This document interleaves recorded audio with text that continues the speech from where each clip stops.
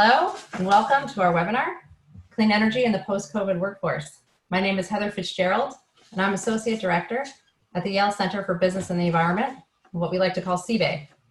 I'm delighted to kick off today's webinar, and I'd just like to take a moment to share 3 quick words this event brings to mind before we begin, which means I should share my screen.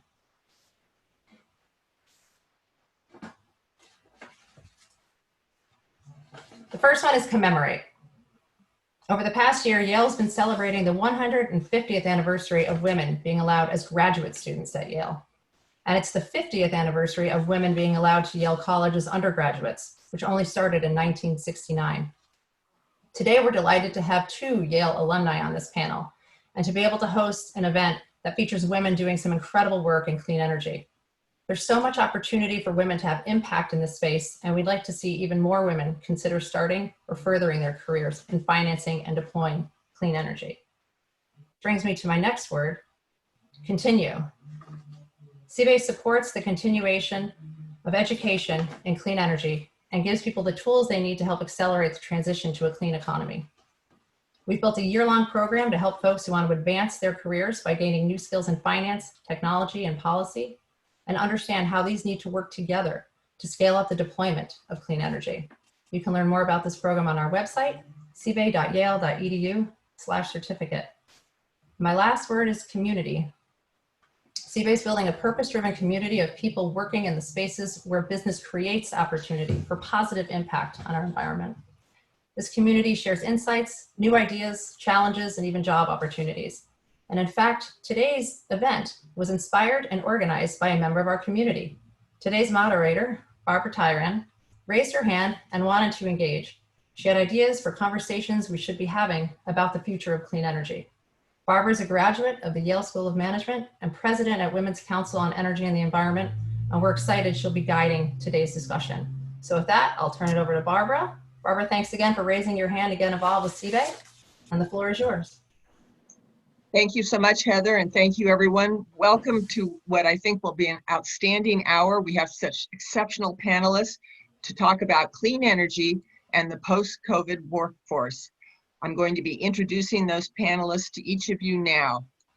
First is Melanie Kenderdine, who is principal of the Energy Futures Initiative and a non-resident senior fellow at the Atlantic Council. From 2013 to 2017, Melanie served as director of DOE's Office of Energy Policy and Systems Analysis, as well as serving as energy counselor to the secretary. Prior to DOE, Melanie helped to establish the MIT Energy Initiative and served as its executive director. I'm told that Melanie is the longest serving political appointee at DOE. Our next panelist is Commissioner Sadzi Oliva. Sadzi is the first Latina commissioner on the Illinois Commerce Commission, where she has served since 2017. She was appointed by NARUC's president to lead the subcommittee on supplier and workforce diversity in January of 2019. Prior to becoming a commissioner, Sadzi, who is an attorney, had extensive legal experience as an administrative law judge, arbitrator, officer, and general counsel at the Illinois Department of Finance and Professional Regulation. In June of this year, the NARUC president appointed Commissioner Oliva to its new Emergency Preparedness, Recovery, and Resiliency Task Force. Our third panelist, Nicole Sitterman, is Senior Manager, Public Policy at Sunrun, where she leads the company's engagement in regulatory and legislative matters in the Mid-Atlantic region. Prior to Sunrun, Nicole was Assistant People's Counsel in DC, and before that, she was in private law practice. Nicole is Yale College graduate, class of 2000. Welcome, Nicole. I'm going to provide a few opening remarks to set the stage before turning this over to our panelists. First, on a macro level, in 2019, the energy sector directly employed about 40 million people globally. That's an astounding number. In 2020, with COVID-19 and declining GDP around the world, it is possible that 6 million of those 40 million jobs will be lost. Shifting to another topic, gender issues around COVID and clean energy. There is a July 2020 Yale Sociology Department study that notes that the global pandemic has led to unprecedented shifts in the remote workforce. I think we're all keenly aware of that. This study, for the first time, begins to examine what the first insights are into the implications of telecommuting on gender equality. Prior literature had suggested that telecommuting exacerbated gender inequalities. The July 2020 study indicates that these trends are expected to increase and that with more multitasking and interruptions in the home, mothers will be working at a disadvantage with the current telecommuting paradigm. With those couple of factoids in mind, let me once again welcome our speakers, Melanie, who will address workforce development and job opportunities, Sadzi, who will talk about supplier diversity and state regulations, and Nicole, who will speak to supplier and distribution channels. Please remember to use your Q&A button to provide any questions. We will have time at the end for general discussion and interaction. And thank you all for being here. With that, I'll turn it over to Melanie Kenderdine. Great, thank you. And thank you so much, Barbara. And let me pull these up. Okay. And all right. Whoa, it actually worked. Let me thank Heather, Barbara, Nicole, Satsi, and thanks so much to everyone for this opportunity. I hope everyone is safe and well. I know these are difficult times, and really appreciate your participation. As Barbara noted, I helped stand up the MIT Energy Initiative in 2007. I believe that academia has a very, very important role to play in the clean energy transition, and Yale's efforts are very important in this regard. So are MIT's, I have to say that, okay, for my old institution. I've known Barbara, I think, for probably about 25 years now. She and I have been working together off and on energy policy for over 2 decades. I first met Barbara, I was at the Energy Department for the 8 years of the Clinton administration as well. So 4 years in Obama, 8 years in Clinton. And as I said, we have engaged in energy policy for a long time together. And so she's probably heard what I'm going to say a few times. At any rate, thank you so much again. And let me, I'm going to read you just to give some framing here. The alarming signals from that the scientists are telling about. 9 of 10 warmest years on record in 2005 to 2016. Arctic is warming 2 to 3 times faster. Sea level global average have risen 7 to 8 inches since 1900. That could reach 1 to 4 feet by 2100.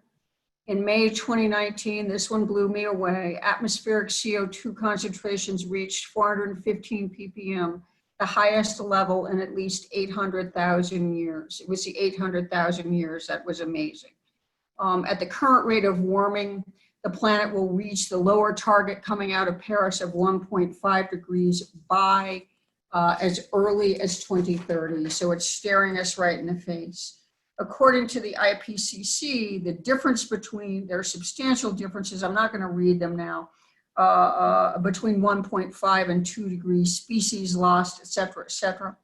An increase of 1.2 degree or 2 degrees in global average temperature means that 37% of the world's population will experience extreme heat. Water shortages come with that as well. 2/3 of the major emitting nations are not on track to meet their targets. And then finally, in 2018, US CO2 emissions went up. In 2019, they came down. So we're making a little progress. I wanted to give you some perspective. This is a scenario from the International Energy Agency. 2018 actual numbers, 2040 what the numbers will be by fuel in their sustainable development scenario. So just to give you some idea, the coal goes down 61%, oil down 32%, gas only goes down 3%, and it's still about 25% of total energy demand. Nuclear goes up 62%, but it's about a third of gas. Renewables up 215%, and biomass actually goes down. So, and sustainable development scenario for IEA, that is 1.5 degrees by 2070. Okay, not 2060, but everyone meets their targets, blah, blah, blah, and that's what that is. So a lot of gas, a lot of renewables, a lot of nuclear in that scenario, and still, quite frankly, a lot of oil. The slides are not advancing. There we go. Okay, and I'm going to turn now to the United States. This is electricity generation from selected fuels in the US, 2020 and then 2050. Again, what you see there, natural gas, 36%. By 2050, it goes down ever so slightly. Renewables go up from 19 to 38%. Nuclear goes down 19 to 12%. Coal goes way down from 24 to 13%. So again, you're seeing a pattern there, natural gas and renewables. And let me skip it. The renewable electricity generation, just very quickly, solar surpasses wind. It goes from 15% to 46%. I put this on here for Nicole, okay? So solar as a percentage of total renewables goes way up. Wind goes down. Hydro goes way down, et cetera, et cetera. This is IEA just put out a report on COVID and the employment in the energy sector. And this is construction and manufacturing jobs created per $1 million of capital investment. So it's jobs per million. And you see there the dark blue construction, light blue manufacturing, brown is total. I don't know, I guess they couldn't break these out. And but important when you look at this, efficiency in buildings, retrofits, new buildings in industry, huge number of jobs in efficiency. We need to pay attention to that. Again, solar PV, you're seeing a lot of jobs created in solar PV. In hydrogen production, something we're very interested in, I'll say why in a minute, and CCUS there. And then up above, also you've got your existing and new grids, I think is important for this discussion. So then let me go very quickly through this. We at EFI have crosswalked conventional energy jobs to clean energy jobs. And how might those skill sets, et cetera, and including the innovation infrastructures, et cetera, be used from conventional energy and in clean energy? And you see here, those are across the top, oil refineries, gas generation, oil and gas pipelines, et cetera, and then over on the side, biofuels. Hydrogen, I mentioned again, I think that hydrogen is very, very important. I'll say more about that again. I couldn't get the figure all in one slide, but negative emissions technology, CCUS, and I'll tell you right now, the skill set for oil production is very, very similar to what you need for CCUS, pipelines and subsurface. And so we're trying to figure out how we can crosswalk these to clean energy jobs.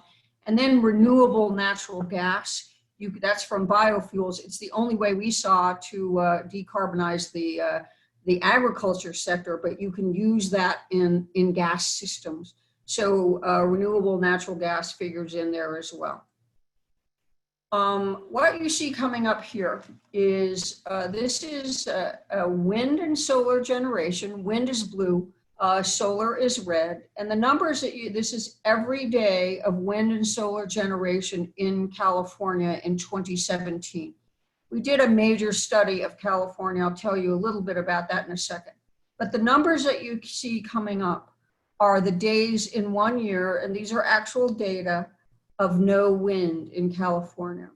90 days in California with no wind in 1 year. You saw 10 days in a row, 7 days in a row, 11 days in a row. Seasonal, but 11 days in a row with no wind. And I'm going to make a point here. Battery storage, grid scale storage is 4 hours. So, and you've got 11 days in a row with no wind. Battery storage is not going to address that problem. It's great for ancillary services. 11 days with no wind, no way.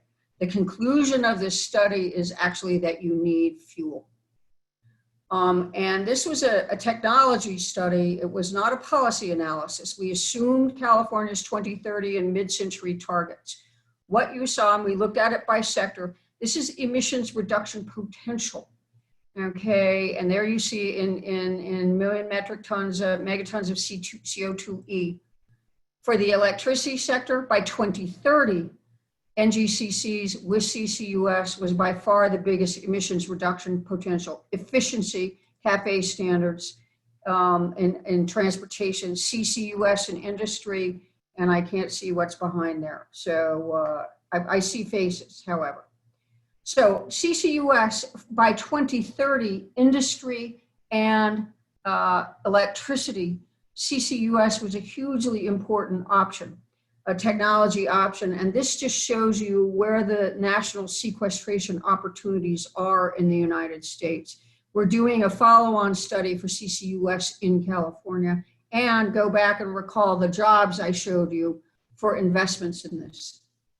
This is, let's switch to hydrogen. One of the conclusions, the 90 days with no wind, is that you need a fuel. Grid scale battery storage is not going to solve the 90 days with no wind. Hydrogen is another fuel, okay? And hydrogen could very well be the green gas, that fuel that you need to reliably run the grid. But and this is we're looking at hydrogen hubs, and this is the ports of LA and Long Beach. And what this said is one central steam reforming facility and one central electrolysis facility, okay, 2 ways to make hydrogen, could give you half of the port's drayage fleet. That's fueling those the trucks, et cetera, that are at the port. The entire port's electricity requirement, 80% of the petroleum refiner demand for fuel, 10%, this is Southern California gases, residential gas demand, and CO2 sequestration equivalent to half of an average coal plant's emissions.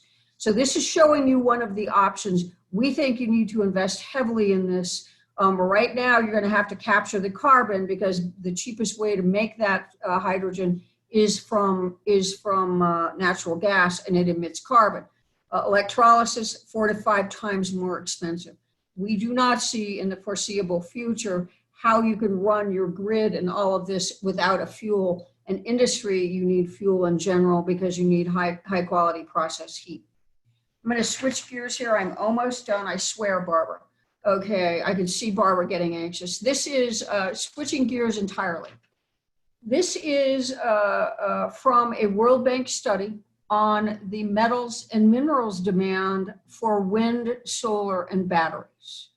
Okay, the wind and solar are free. Conversion to useful energy requires a lot of metals and minerals, 600% in general, more than we are using right now. And I wanted to give you some idea of what that concentration is. Okay, this is lithium, and these are in metric tons of reserves. United States, 35,000 metric tons of lithium reserves. Chile, 8 million metric tons. Australia, 2.7 million metric tons. So cobalt, a major ingredient in batteries for vehicles and grid scale.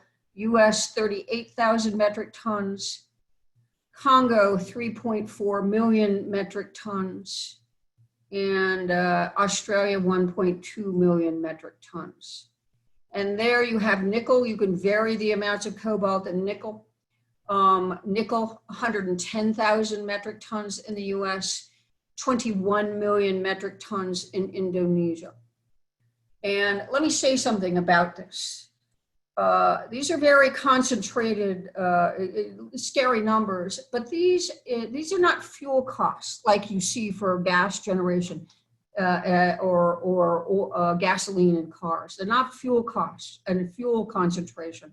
These are capital costs that we're talking about for your clean energy technologies.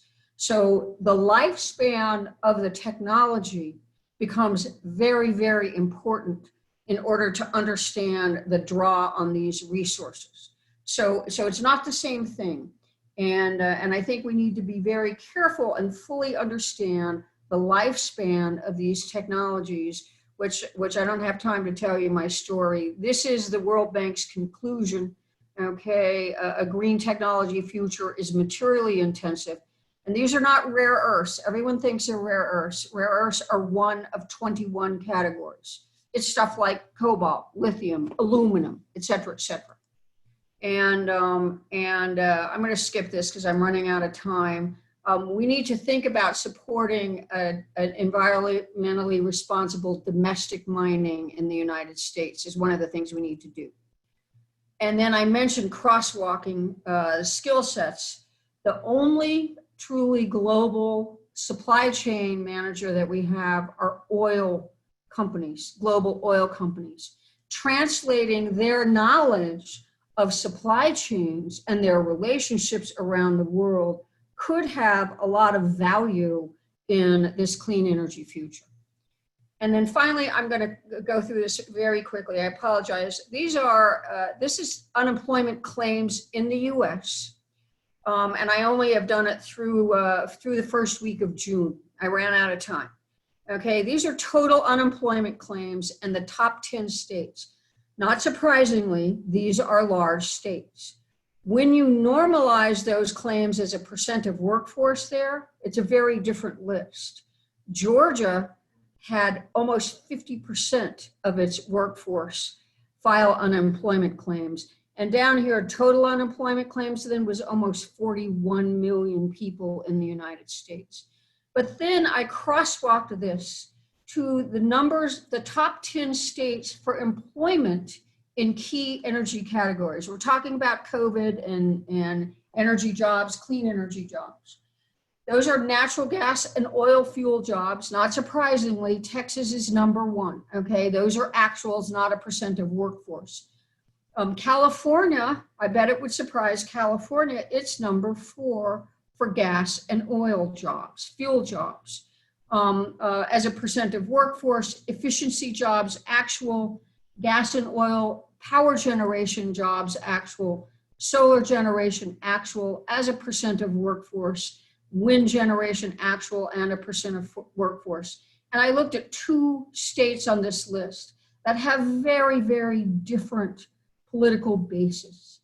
Okay, so first I looked at California.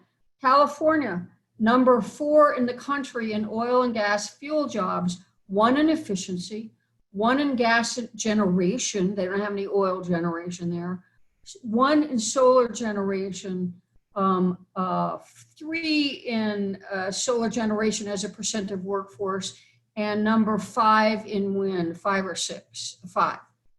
Then you look at Texas, very, very different base political differences there. Texas, #1, not surprisingly, in gas and oil fuel jobs, #7 in as a percent of workforce, #2 in efficiency jobs, #3 in gas generation jobs, #5 in solar generation jobs, #1 in wind generation jobs, and #7 in percent of workforce, wind generation. The point I want to make here, we're going to need an energy stimulus when this is all over, and we're going to need stimulus package like we had in 2008, 2009. This to me shows the basis of the coalitions that you need in order to get a meaningful stimulus package passed. and two very diametrically opposed states politically have very, very similar issues and interests in both conventional energy jobs and, importantly for this discussion, in clean energy jobs. And thank you so much. I'm sorry I talked too long, okay?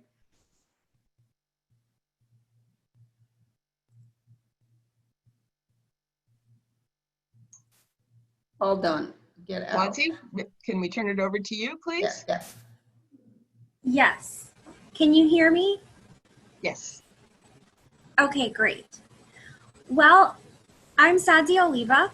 I'm a commissioner at the Illinois Commerce Commission, and it's a pleasure to be here with all of you virtually at the Yale Center for Business and the Environment. Before I begin, I would like to thank Barbara Tyron, President of the Women's Council on Energy and the Environment, for this invitation to speak on this important topic of clean energy and its impact on the post-COVID workforce. I'm so honored to be sharing this presentation with all of you and with my very impressive co-presenters, Melanie and Nicole. I'm going to cover the topics of supplier diversity, state regulation, as well as workforce development in the clean energy space. So I'll begin with Illinois' supplier diversity reporting mandate. A supplier diversity program helps to attract qualified, diverse businesses to support various operational needs. In some states, key leaders in the public and private sphere have recognized the need for greater supplier diversity in the utility industry. And in Illinois, the method to increase the participation of minority-owned businesses began as a collaborative stakeholder initiative and ended up being a legislative mandate. In Illinois, legislators enacted this reporting mandate requiring Illinois investor-owned utilities to report their spend on diverse suppliers. So this took effect in 2014, so we've had this program here in Illinois since then, and regulated gas, electric, and water companies with at least 100,000 customers are required to report annually to us, their regulators, what their procurement goals are and what their actual spend is on female-owned, minority-owned, and veteran-owned small business enterprises. In 2017, this law was expanded and amended to include reporting by energy suppliers of wind, solar, nuclear, and hydro, and any other supplier of energy within the state of Illinois. So we look at their metrics and certain factors. We look at their tier 1 and their tier 2 diverse suppliers. And our goals every year are to improve the reporting standards and also to see that our investor-owned utilities are increasing their spend year after year. We meet with stakeholders across the energy industry, not with utilities, to hear about challenges they're experiencing in the vendor process with utilities. We identify areas of improvement. We encourage collaboration between utilities and the stakeholders, and it's just an ongoing process of communication. We host one policy session, which is a public meeting every year, where the CEOs come before us and report on their goals and their what their actual spend was. We also have a best practices sharing program in Illinois under the organization called the Illinois Business Utility Diversity Council. The board of directors there are our CEOs of our biggest investor-owned utilities. They share best practices with each other, and they meet yearly to discuss, again, how to make even more progress and have even more success in this supplier diversity initiative here in Illinois. So the way we did it here, we did it through legislation, and it's a mandated requirement. California also has a mandated requirement.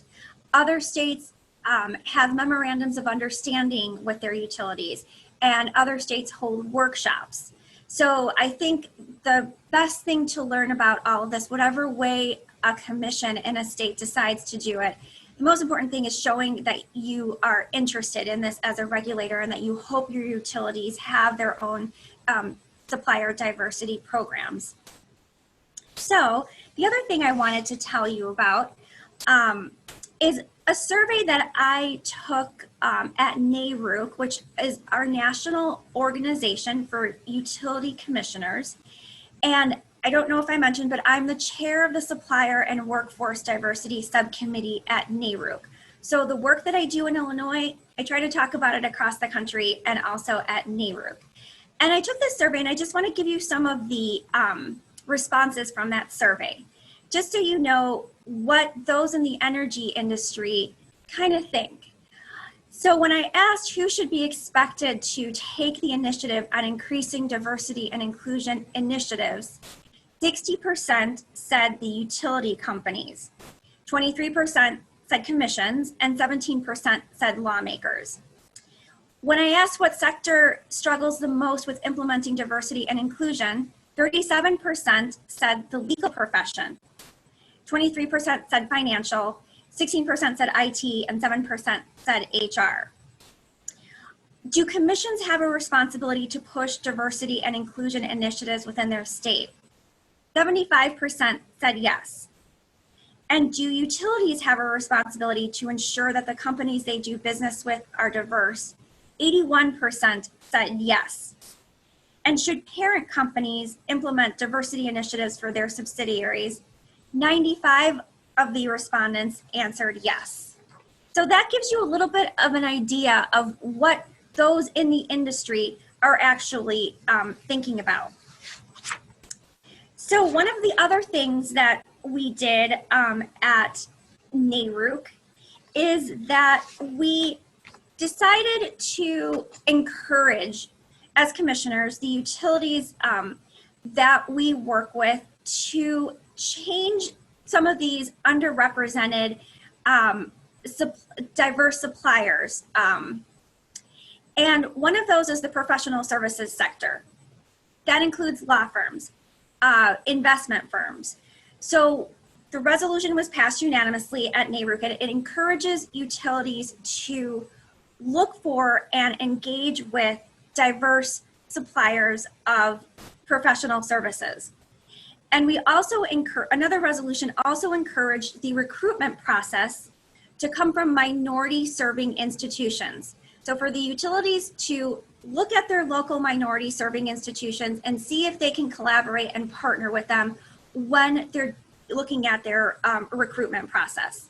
So we're very proud of passing both of those, and love to hear progress about that.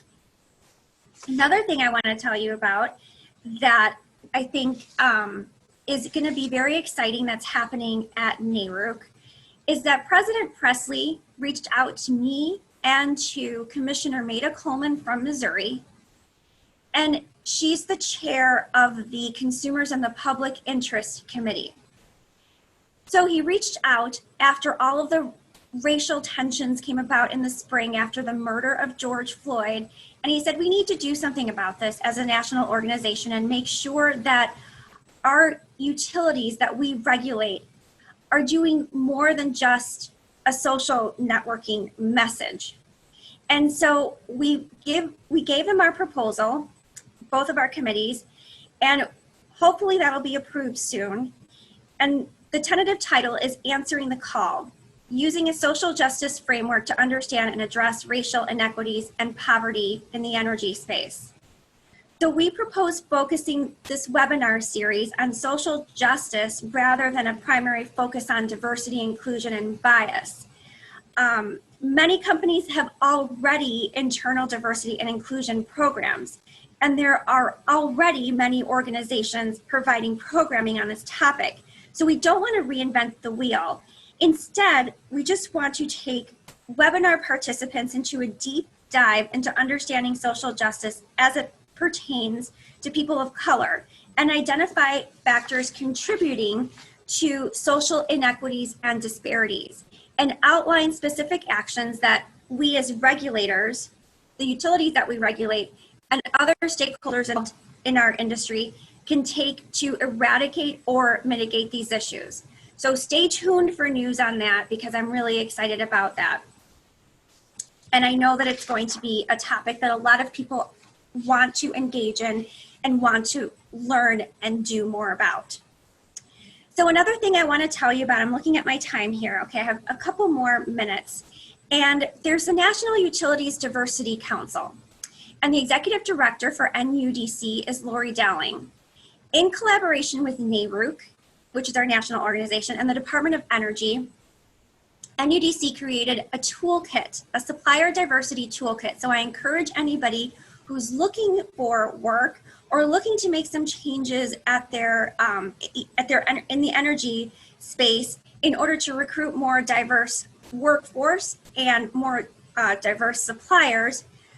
It breaks down the status of your state and it shows you the diversity of each commission, the diversity of the actual state, so it's state demographics, and the utilities that are within that state. So it's a very helpful tool to recruit and learn about each individual state that you're looking at. And we're very happy that Lori and her team just put so much effort and that it's finally live and it's available for anyone to use. It's free.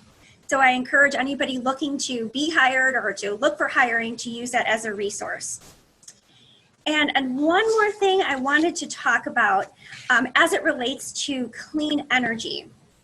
So I think legislation that addresses clean energy goals with a workforce training component is hugely successful. And I can talk about the Future Energy Jobs Act, which is the current law in Illinois, and I'll briefly talk about that. And I'll also just tell you about the governor's recent a proposal for a successful clean energy space here in Illinois. So first, the current law. In Illinois in 2017, the Future Energy Jobs Act was passed. And the goal was for the development of over 4,300 megawatts of new wind and solar. It mandates equal access to renewable energy resources and the economic prosperity that's derived from its deployment. So that's why I think it's such a great success. It invests over $750 million in low-income programs, including an Illinois Solar for All program that avails access to community solar to disadvantaged communities, and job training programs, and this is my favorite part, for economically challenged communities as well. Ultimately, the job training programs will result in tens of thousands of jobs and welcome numerous individuals from communities who in the past would not have likely been participants of the clean energy economy if it weren't for this law. It allocates a total of $30 million to develop and implement number of major energy job training programs falling into three categories: solar pipeline training, multicultural training, and craft apprenticeship training. So we recognize that a clean energy future in Illinois is unattainable without the proper workforce. And we've made it a priority to ensure that Illinois citizens are availed those opportunities to be part of this workforce in the future. And then really quickly, just one more minute, I wanted to talk about, I can find it, because this is new. This was just proposed on Friday. So Governor Pritzker on Friday announced his initiative called Putting Consumers and the Climate First. And there are 8 principles for a clean and renewable energy economy. And 2 things I want to highlight. Incentivize renewable energy developers to contract with diverse suppliers, and incentivize renewable energy developers to diversify their corporate teams and set bold goals for diversity and ownership. So I urge anyone to do a Google search on that and you'll see really good news. But that's all I have today. I don't want to take up any more time. Thank you so much, Sadzi. Really appreciate your remarks. Thank you for being with us today. Nicole, we'd like to turn it over to you and Sunrun now, please. Excellent. I'm going to share some slides. and put this in presentation mode. Here we go. And I have to go back. Bear with me. All right. Thank you so much to Barbara, to the Yale Center for Business and the Environment. I'm really thrilled to be a part of this conversation today. I always enjoy returning to Yale, even virtually, as it was the place where I went to undergrad and developed a lot of strong relationships. And so I have to admit that today I am a little bit somber. And it actually relates to what Commissioner Oliva was just talking about. Just learned of the shooting of Jacob Blake in Wisconsin.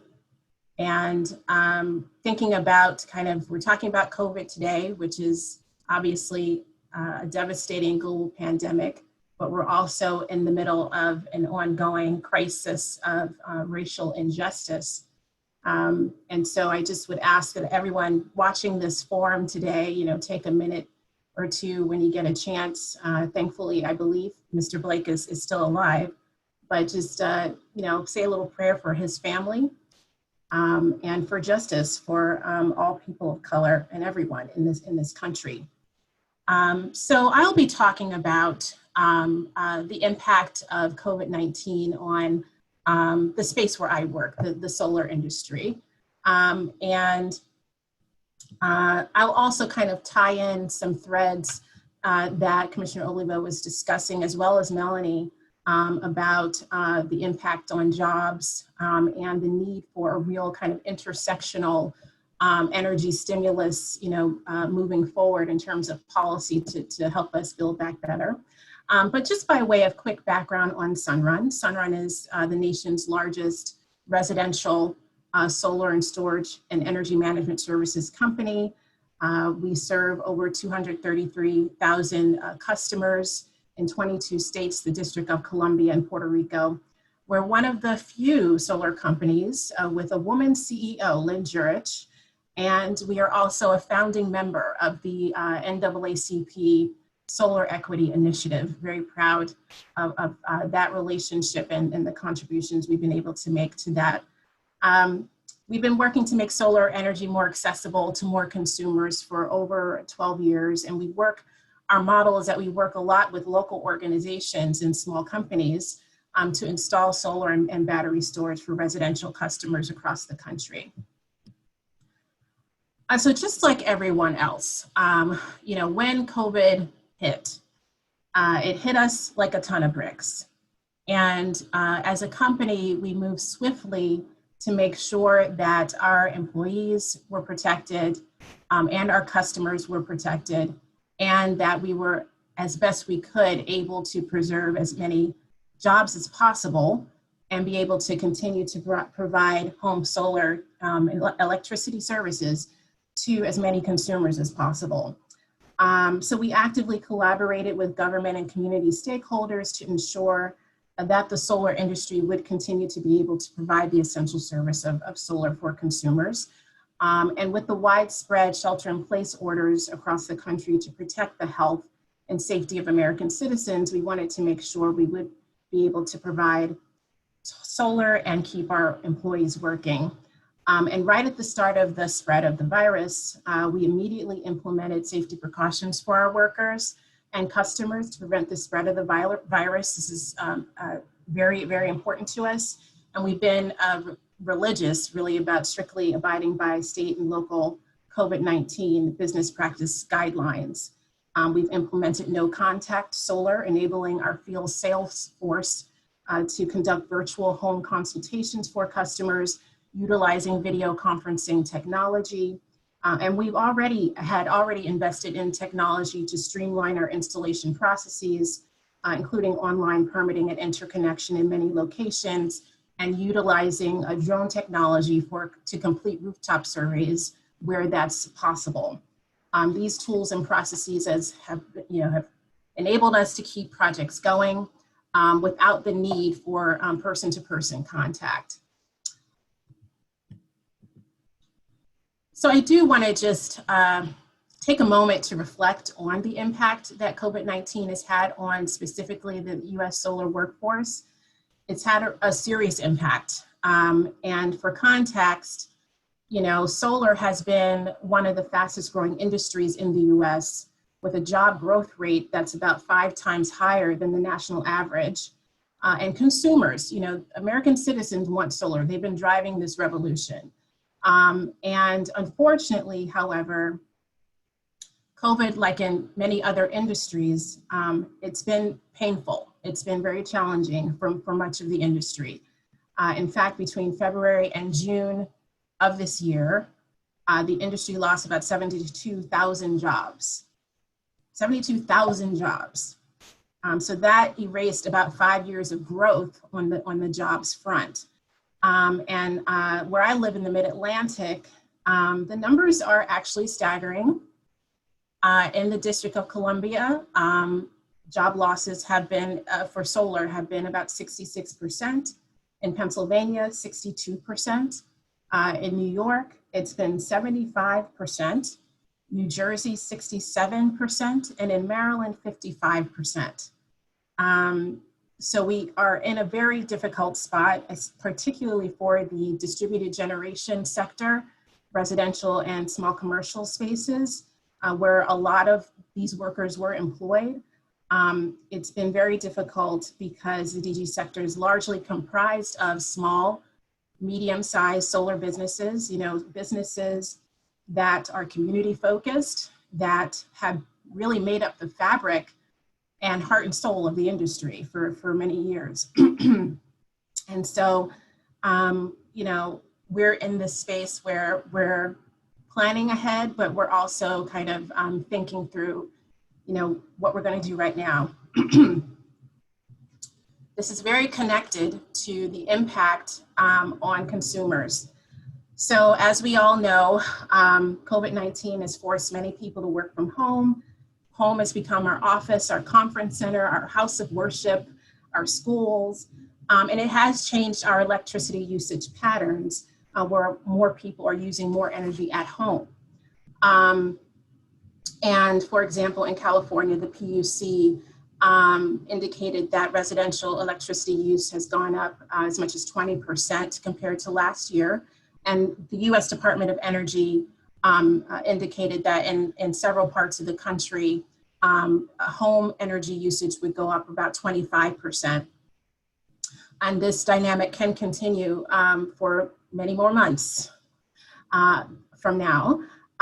If we get some good leadership to lead us out of this situation, we might be able to change that. But we are in this kind of home-based situation. And from Sunrun's perspective and from consumers' perspective, solar is one solution for managing ever-increasing energy expenses, and also for reducing peak demand during these record heat summer months. This is just one example of one study that the amount of money for each monthly bill that could increase for residential consumers this year because of COVID. And they vary from place to place, but some of those numbers are extremely high, and many of those places are right in my neck of the woods.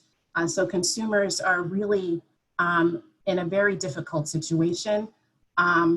Very high electricity bills with the backdrop of folks losing their jobs and perhaps in a position where they can't pay their electricity bill, and folks are falling into arrears. So it's truly the job situation, the energy bill situation. It is connected and truly an energy insecurity emergency. On the bright side, however, this situation that we're in with COVID-19 has compelled some important collaborative intersectional conversations that are long overdue in my view, that have, they laid bare, this situation's laid bare the many structural inequities that have plagued our country for generations. And a lot of solar advocates, not just solar, clean energy advocates, consumer advocates, environmental justice advocates are having more concerted conversations about not only energy affordability, but the wide range of utility costs that consumers incur: electricity, gas, water, broadband, internet. And Vote Solar has done some good thinking and good collaboration on that front.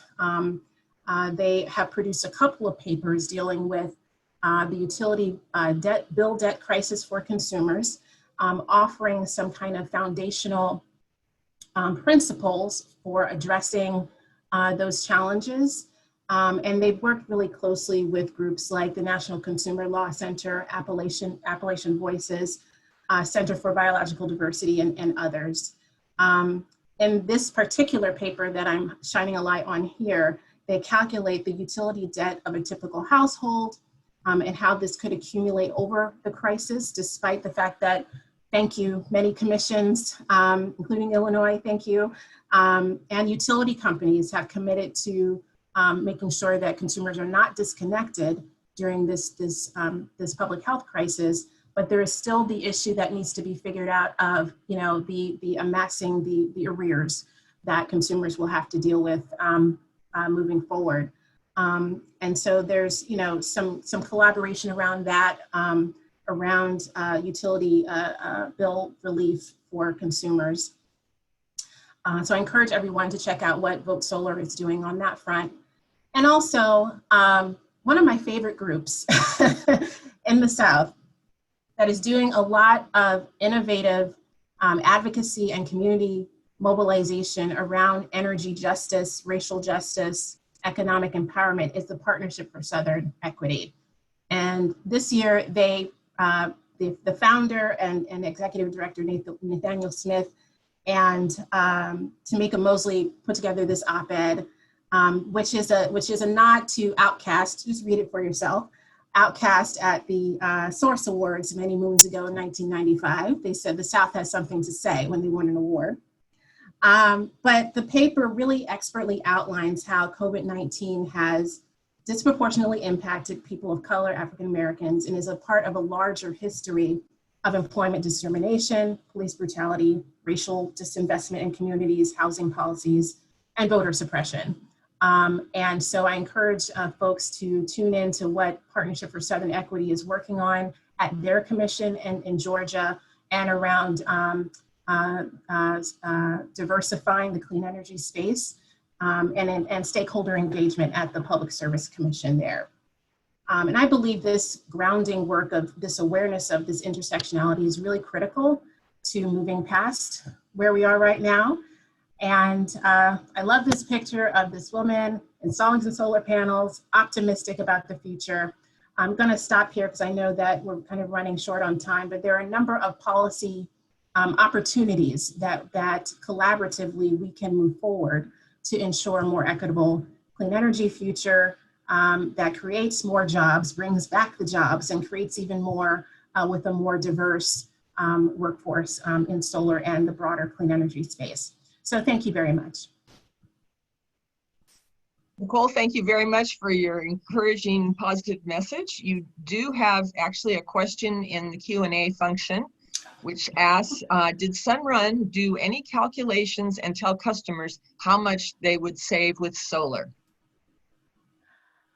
Yes, so that of course varies customer to customer, jurisdiction to jurisdiction based on the utility rates for that jurisdiction. So absolutely, that's a significant part of the consumer relationship development that our sales force is required to do to have honest conversations about that and to make sure that sales projections are realistic based on what that jurisdiction's energy rates are. Good, thank you very much. And everyone, please do feel free to submit questions. We have a few minutes left. Just put them in the Q&A function, hit the button at the bottom of your screen. We'd be delighted to have a more interactive conversation. While everybody's thinking of their questions, I have another one for all three panelists. So Melanie, you talked in your report that EIA projects that we'll be 38% renewables by 2050. And I think we all know what's been happening in California over the last couple of weeks. I'd be interested in, Sadzi, from your perspective, what the regulatory perspective is on that situation. Nicole, as an advocate for renewable energy, any thoughts around that 38% projection and what we might need to do to get there? And Melanie, from the EFI study that was done a few years ago and the requirement for fuel, any thoughts about how to get past where we are to 2050? So each of you, please go forward. Sadzi, you want to begin, or Melanie? Yeah. I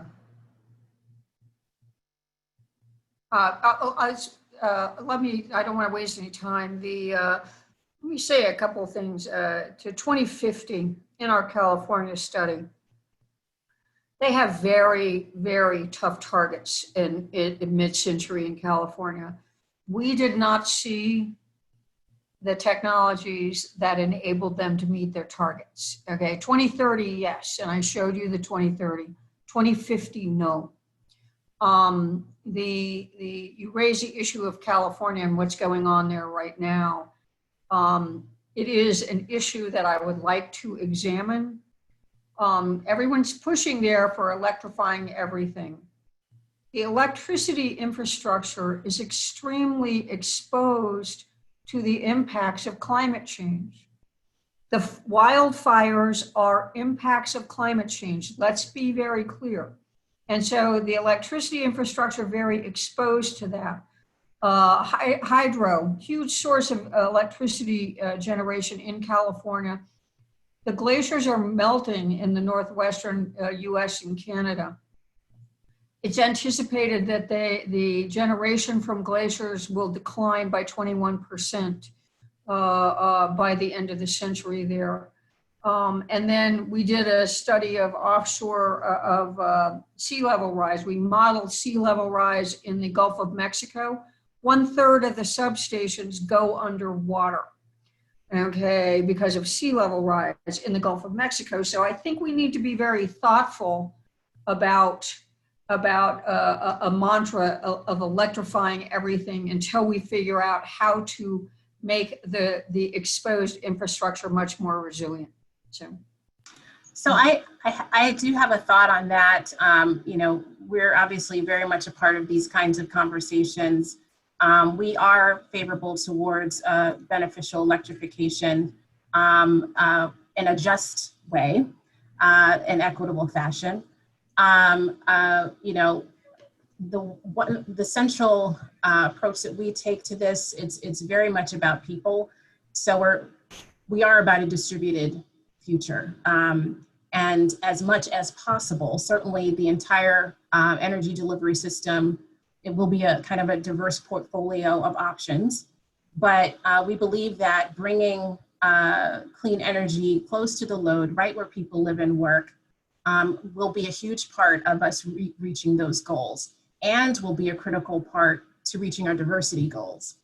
Because frankly, environmental justice communities, all the leaders that I know and love, emphasize that jobs have to be in the community, and there has to be opportunity for ownership, and there has to be an opportunity to compete. And so that's a significant part of how we believe we'll get to these very big renewable energy goals. And also, we do also believe battery storage is a critical piece of the puzzle. I don't know about the 4 hours, Melanie. Our systems, some of them run 10 hours plus, but we can talk about that offline. I would just say there was 10-hour storage in California for a very small sliver of it as well, but it was just linear lithium-ion batteries. That's what we found out it was. So, Commissioner Oliva, any comments you'd like to offer from a regulatory perspective? Yeah, so I agree with both Nicole and Melanie on the concerns that they raised and the hopes that they have. As a regulator, it's my mission to ensure that utilities provide safe, reliable, affordable utility services. I think a big factor, within the next couple of years in light of COVID is affordability. and reliability. So anything that happens has to be with both of those things in mind and still moving forward towards a cleaner energy future. Thank you very much. We have reached the top of the hour, and I want to thank our outstanding group of panelists. Thank you, each of you, for excellent presentations here today, a very dynamic conversation. A thank you to the Center for Business and the Environment at Yale for allowing us to all come forward here. And with that, I will turn it back to Heather for any closing comments. Thank you, everyone. Thank you all. Thank you, Barbara. Great discussion. Appreciate it. It feels like we can just get started and dig in for a whole nother half hour, but I want to be respectful of time. One thing I wanted to flag is the tool that Sadzi had mentioned. It's, correct me if I'm wrong, Sadzi, it's diversitytoolkit.com. Is that right? And I put it in the chat if anybody wants to pick it up from there. The center will be collecting these materials, the recording, presentations, if the speakers are willing to share. And then also there was a lot of Q&A that happened. People answered kind of in type format. So I'm able to download those and send those out to all of our attendees in case there's anything that you missed in that Q&A, just so you have all the information at your fingertips. And again, thank you for this incredible panel of incredible women. And, again, CBAE is building this community of action-oriented and purpose-driven people. So if there's folks in the audience who want to raise their hand and talk about things with CBAE, things that you want to see happen, gaps that you think we can help address, we would welcome those comments. So thanks to all, and happy Monday, and onward. Great.